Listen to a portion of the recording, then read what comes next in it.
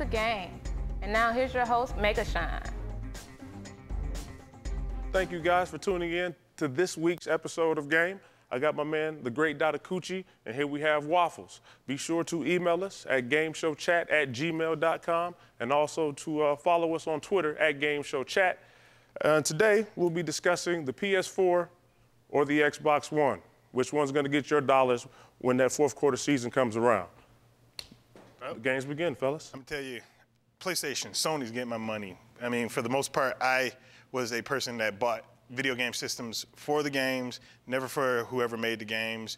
But this year around, Microsoft kind of screwed up. They really hurt me as a gamer. They hurt everybody as a gamer. They might have a fabulous system that's coming out, but they just lost my trust. I mean, a lot of people felt that. I've never really felt that way. Like back in the day when Sega did that stuff, kept releasing systems over and over and over again. People were like, you know what? I'm not gonna buy a Sega system anymore. I'm done with it. And I was like, you know what? They still got fun games.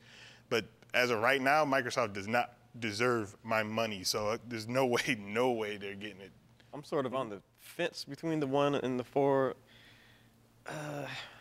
It's one title that two titles that really have my attention is Titanfall and Forza 5. But and besides from that, it's kind of leaning towards the 4 more because they have more games. You know, I'm a gamer first, and you know, social media or HBO Go and whatnot. You know, all that comes later. You know, Netflix and whatnot. So it's kind of they're still giving us news. You know, every other week something new happens or they go backwards or they announce something, you know. Going backwards, man. They backpedal like no tomorrow. When it came out, Microsoft was like, oh no, we gotta fix this right now. Because like, oh, we got this DRM. And it was like, you guys got DRM? Sony says, we don't have DRM. Everybody going like, digital rights management for all those people out there don't know what DRM is. But they said, you buy a game for our system, and you can only play it on your system. Your friends? No, they have to buy their own game. Sony says, hey, you want to lend your games to somebody? There you go. It's kind of like DivX when it first came out. Oh boy, yeah. I'm gonna get started on that. It's almost like it's kind of paying the old to the Super Nintendo and Sega Genesis wars, but it seems like PS4 is winning overall so far. They haven't even shown the console yet. Exactly. And, I mean, they showed the system, the console. They haven't even come out, and they're already beating it. There's no the war back in Sega and Nintendo days when you had Genesis does what Nintendo don't, and then you had the blast processing, and then I mean Super Nintendo Super Nintendo had the graphics, and you saw them, but they both had great games for both of them, and people fought who was better. They had great advertising back then too, but that's another topic for another day. But like when it comes to the PlayStation 4, I mean, it's cheaper right off the bat.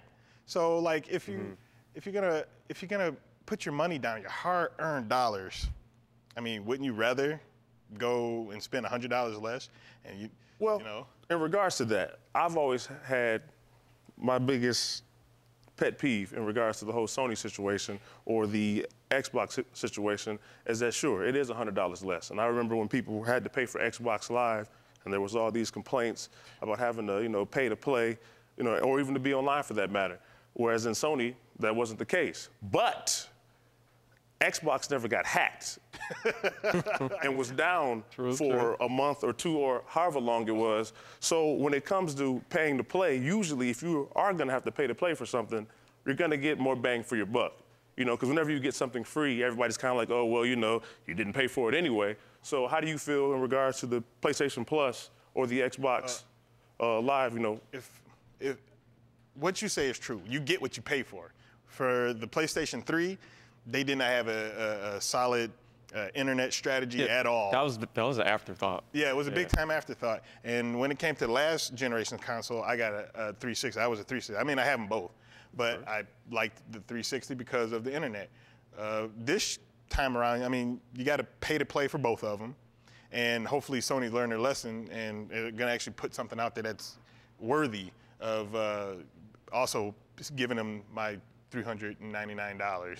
So, but with the way Microsoft has been, it wouldn't surprise me if later down the road they would announce a non-Connect version of the One. Yeah, that'd be counterproductive if they do something like that. But we'll see, because they backpedaled a lot so far. Yeah, but the PS4, it does have better RAM and GPU, which should allow for better processing or faster graphics. Now, what do you guys feel? Is that going to be anything that different? I don't think it's necessarily going to matter because, like, I mean, if you look even at this generation, for games that are on both systems, for the most part, they look the same. I mean, the big difference comes from the first party. So about it being faster or more fluid, you think that's kind of going to break even? It depends on the type of person you are. I mean, if you're a gamer that only wants Sony games, then, you know, they're going to look better if it's a faster processors, if it has more RAM. Then Sony's first-party games or people who only program for PlayStation is going to look better. But if, you know, they're coming out both systems, then, I mean, it's not really a big toss-up. I mean, the toss-up for me, big time, is Microsoft and the way their attitude were towards like the a bully. Yeah, I mean, they're just like, this is what you're gonna get. If you want internet, but before they change their policy, I know I'm still sore from that. I understand. Before they changed their policy, this guy, his name was Don Matrick. He doesn't work for Microsoft anymore, mind you, because he left.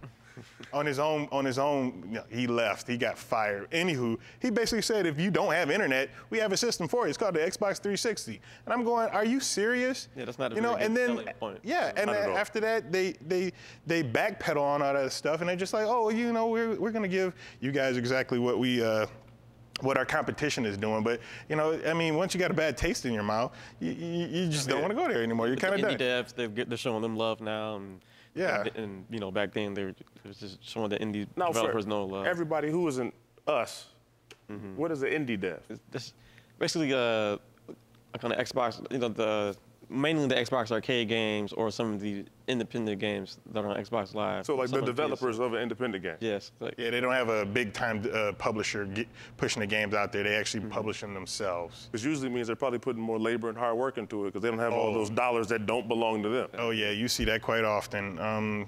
There's a developer who's out there trying to make a retro-type game, and they're doing it on their own without anything. And if they bring this game out, they can publish on the PlayStation 4. They'll be able to play. They said, you know, we're here for indie. And Microsoft, I believe, said they're also going to be very indie developer friendly. Yeah, we haven't heard that much news from it yet. Maybe at Gamescom, but they, you know, the original Xbox, was it like a $10,000 fee to publish on this? They were. So that's the main thing that turned a lot of indie devs off the making games on the Xbox. But we'll see what, you know, what comes in the next couple of months. Now you mentioned Titanfall and Forza. Dr. Cucci, are there any games you're looking for the well, I was a fan of the Infamous series for PlayStation 3. And Infamous 3 looks phenomenal. It looks way better than the original. I mean, of course, with the newer hardware, it can do a lot more stuff. I'm also I like platformers. That's one of my games. I like to sit down and play a little platformer game. Sonic, Mario are my favorite. They got this one called Knack that's coming out that looks very interesting about it. It looks like some kind of robot that's able to, I guess, evolve from different environmental things and stuff and change around. It looks pretty cool. Okay, wait, me myself just Watch Dogs, but that's going to be out on everything. On everything. Watch Dogs looks like it's going to be pretty good. I'm still on the fence myself. But now the PlayStation Plus, I noticed. Now, how long has that been around, and how long have they been giving out free games? It was definitely not around. Free games, I think, just started this year, last year. It was not something that they thought of from the get-go. Like I said, Microsoft, they had their internet strategy. They knew what they wanted, and it was great.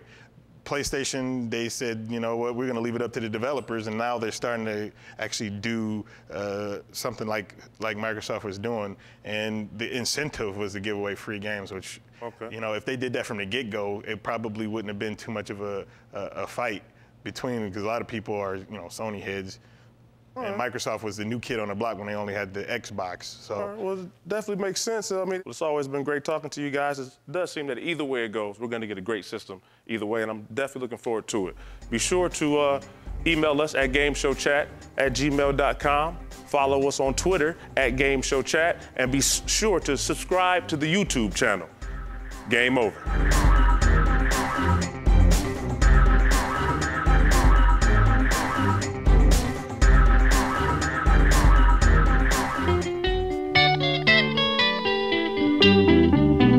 Did you ever have to make up your mind? Pick up on one and leave the other behind. It's not often easy, not often kind. Did you ever have to make up your mind? fortunately, we have a product for people who aren't able to get some form of connectivity. It's called Xbox 360.